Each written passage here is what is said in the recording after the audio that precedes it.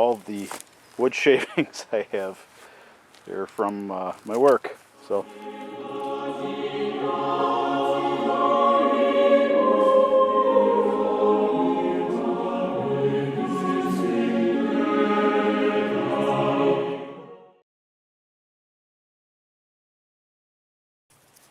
Hey, welcome to Rusty Bull. No blacksmithing today. What we're going to do is we're going to take my axe head. This is like a 417 layer axe that I made several years ago. And we're going to rehandle it because it needs it. Stay tuned. So what we have here is boxwood elder.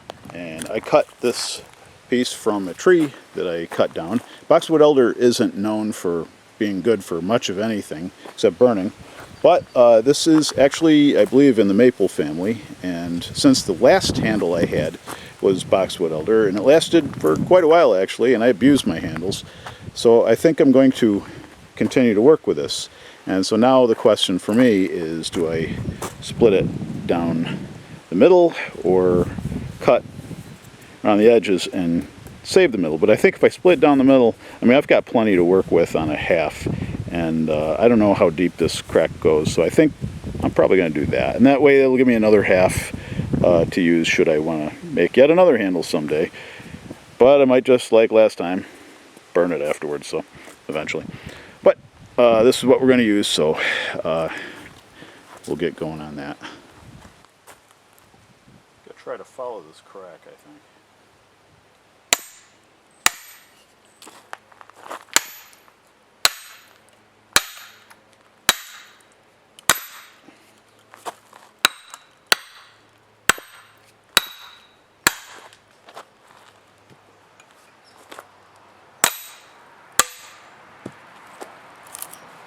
There, two nice halves to work with.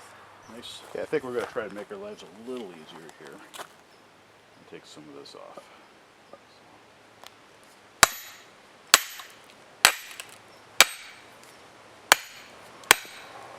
We're going to take it right down the middle.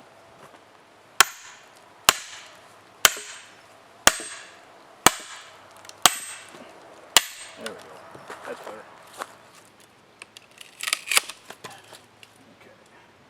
That's disposable.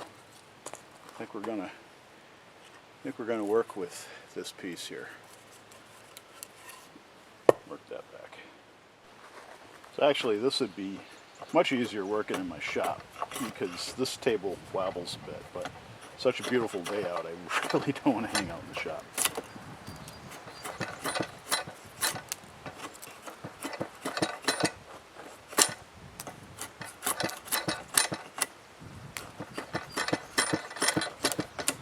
Nice thing about this is this gives me plenty of nice starter chips for fire this afternoon.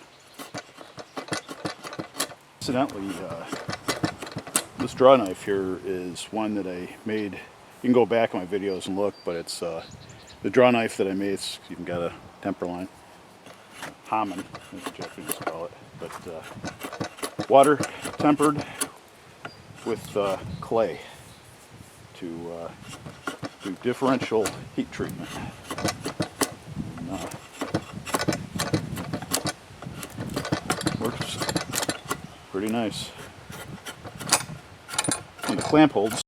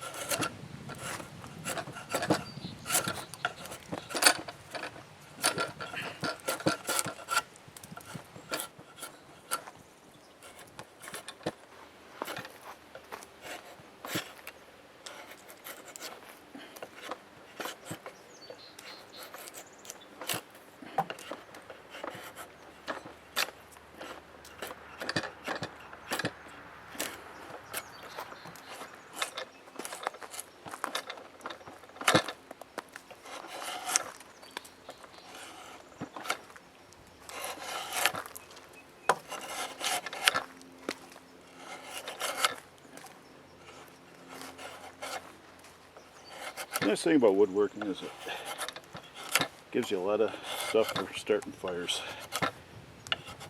I do chisel work in the shop. I got a bucket full of this stuff.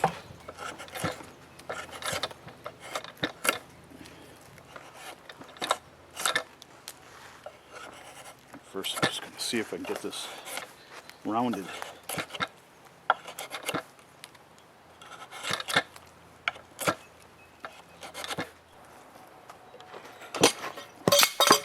Yeah, it happens sometimes.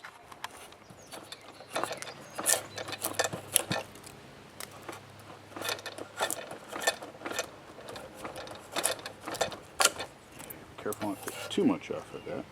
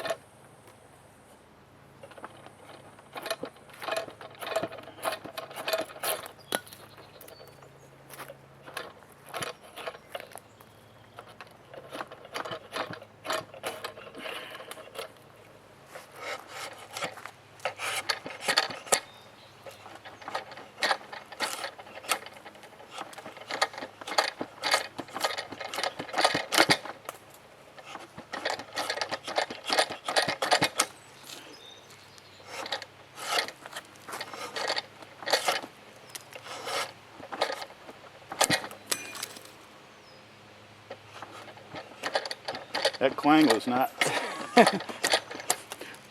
this. I had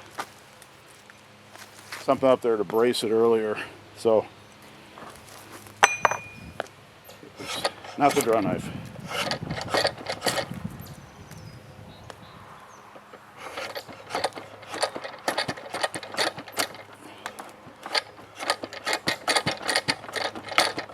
This thing's still a baseball bat. I like to work from a larger piece just in case I come across any issues, you know, like a bad knot or a crack or something.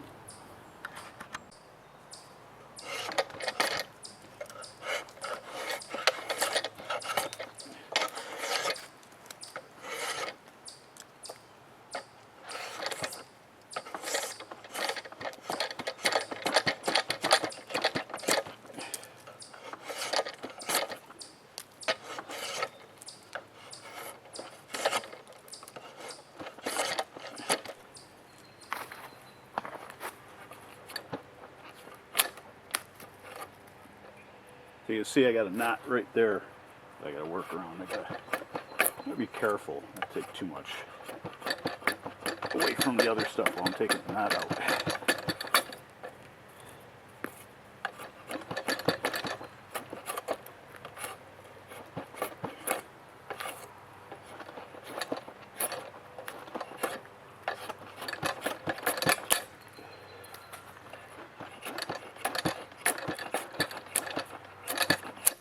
It's always nicer when you have a bench that is very stable and a good vise, but short of that out here, this is what I got. I'd rather be out here.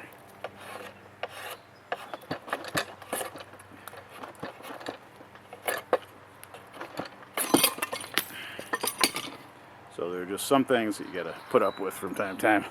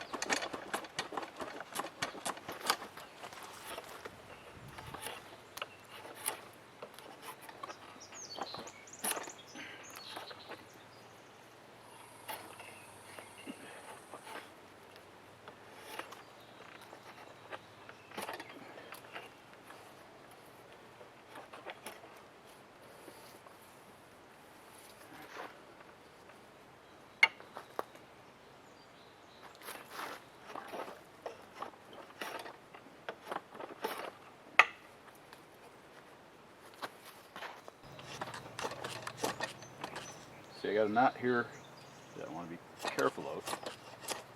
Try to not let it affect things too much.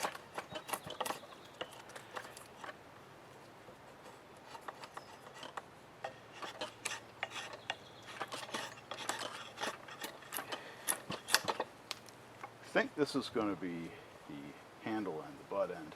I think the axe is going to go up that end.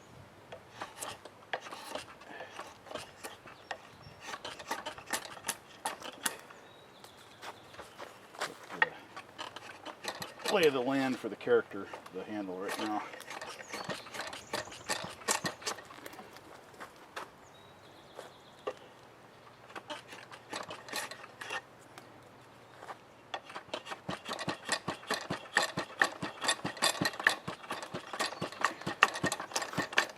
I'm sure I'm making a lot of woodwrights out there cringe because I'm not expert at this, but I do enough of these from time to time where, you know, I make a pretty halfway decent handle for what I use it for, which is everything you can use an axe for, just about, including throwing.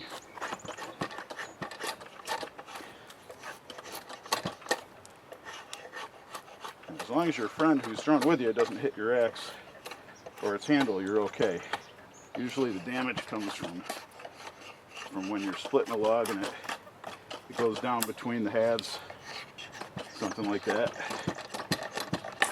And then starts messing up the neck of the axe handle near the head.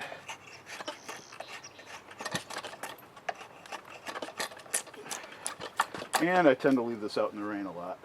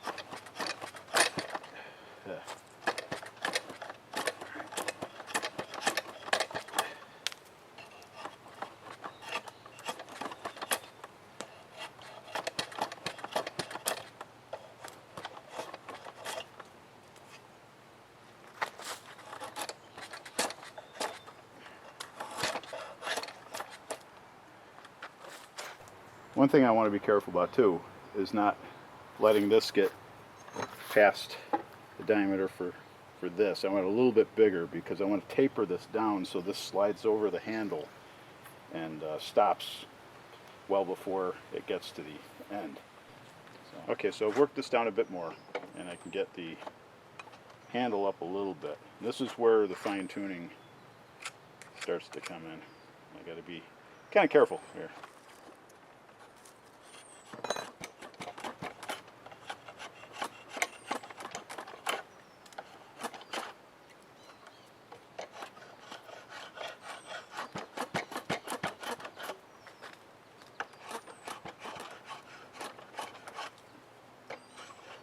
And I want to kind of taper it here too because it's a teardrop shaped hole, so when I to get closer to the top I'm going to want a better fit. Down here I don't care so much.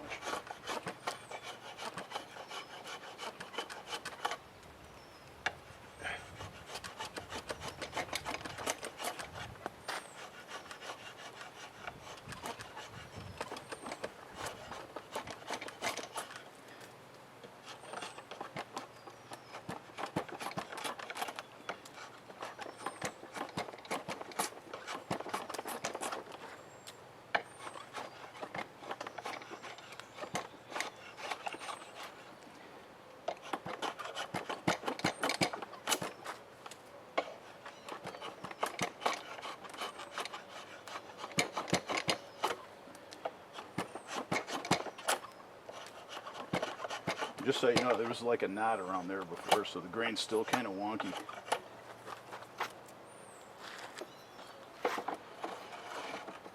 So now it goes up quite a bit more. Mark that off, so I know where to. And I look down the hole to see. I'm going to have to actually work the other side, I think, for a little bit. So, right. Progress.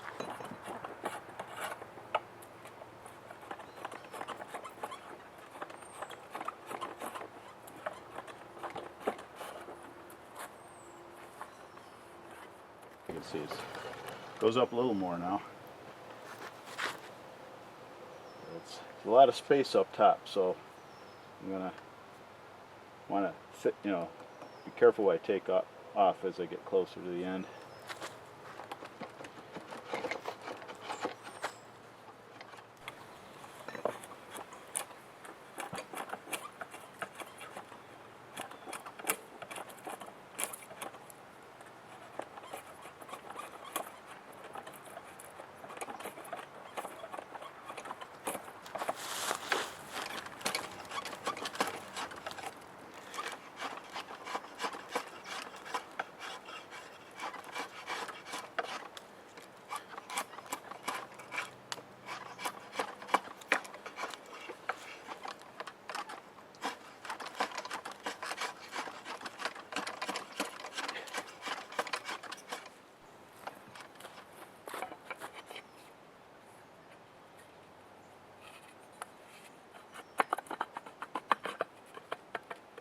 It's got a ways to go here.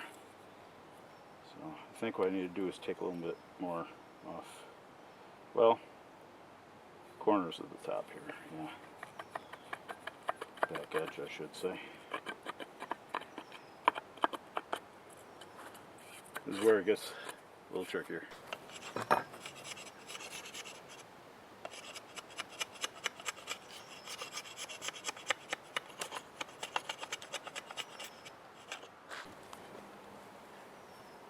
There's a spot that I gotta work. There's a spot that I gotta work. A little bit maybe on the back, but I think that might ease up if I trim these down a bit. Yeah, so just so you know, my dad always told me never cut towards yourself. And he's right. But I think there are times when if you take proper caution, sometimes that's your only means to get something cut. But I don't advise it for other people. But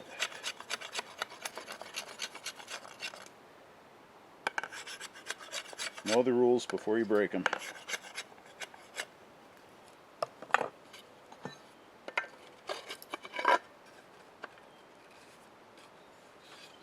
see if I got a pencil here.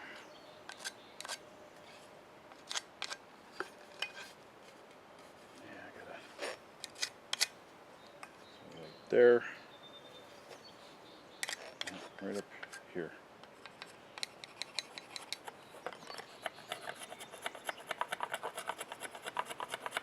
And again, the reason why I don't want to go this way is because I don't want to accidentally take too much off the end and then I've ruined it. So.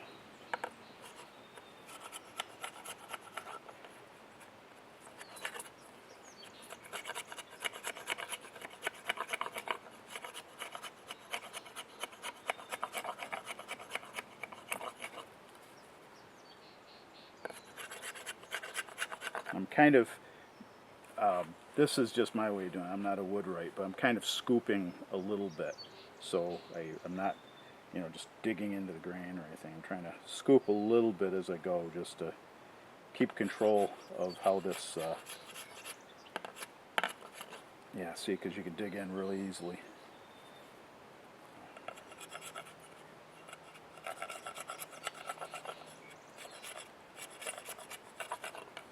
I know it works for me, so.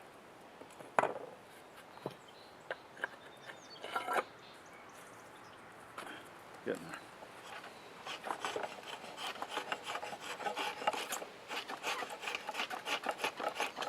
Again, I want to maintain enough thickness at the end to stop the axe going through all the way.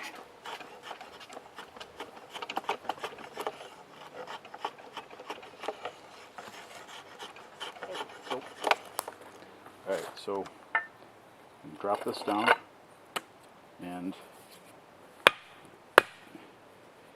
so now you can see it's curling up the wood a little bit there. And wherever it does that, now that's not part of it, but this is. Wherever you see a line with curled up wood, that's what you got to work. You just keep refining it down.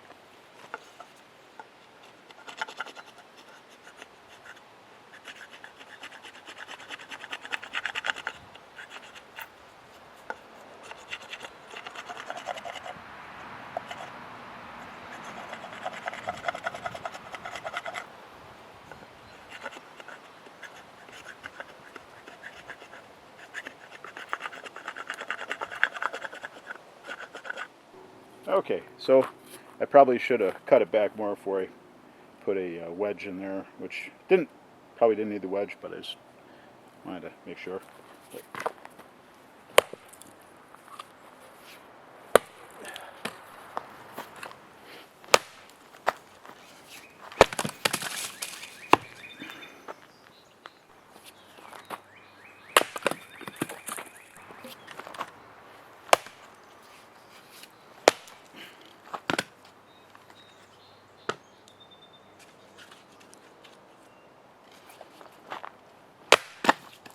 Okay, well, it just took one on the neck, but that's alright.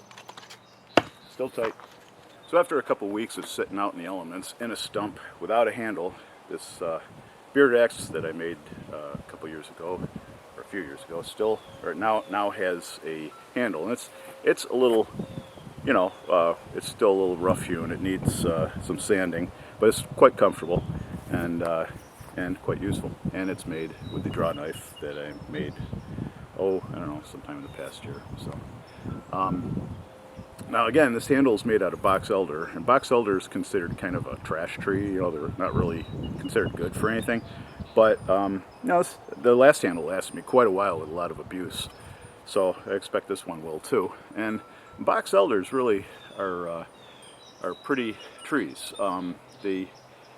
You know, when they spread out, they're like, a lot of times their trunks, like, matter of fact, when I cut down, will just kind of like the gravity will just take them down. They'll go sideways and they'll put out runners and grow, you know, spread their growth like that. And so you get some really interesting looking trees, and they're, as I understand, part of the maple family. They're, you know, just like a soft maple or something. But you know, people say they have no uses, but they have uses. It's just they're not considered a quality tree, you know.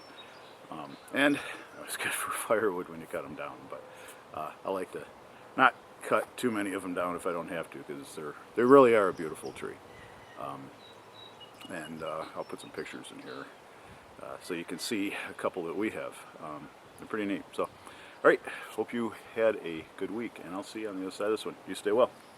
Be good. So the tree behind my archery stand here is a box elder, and you can see these limbs are already leaning down. Like, if I don't keep cutting them, they're probably going to come down anyhow, unless I cut them all down. But it's a pretty neat, lofty tree. And down there by my archery stacks is just to the right here is a tree we call the wisdom tree, and that is a glorious tree.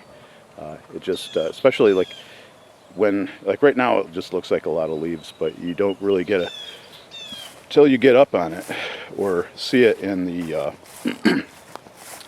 the other seasons, you don't really get a sense of just how beautiful and interesting this tree is. And you can see, you get up on the trunk here, and I mean, this is like a great climbing tree, you know, but you can see how you get up on the trunk, and you can see how, well, there's a trunk, larger, it's not really a trunk, but there's quite a large section that is going sideways. There's another one. I mean, they all go sideways eventually, and if let go, this limb here would come down. and start putting out runners, I'm pretty sure. So, pretty cool tree. And, and as I say, they aren't considered a quality tree lumber-wise, but they have their uses.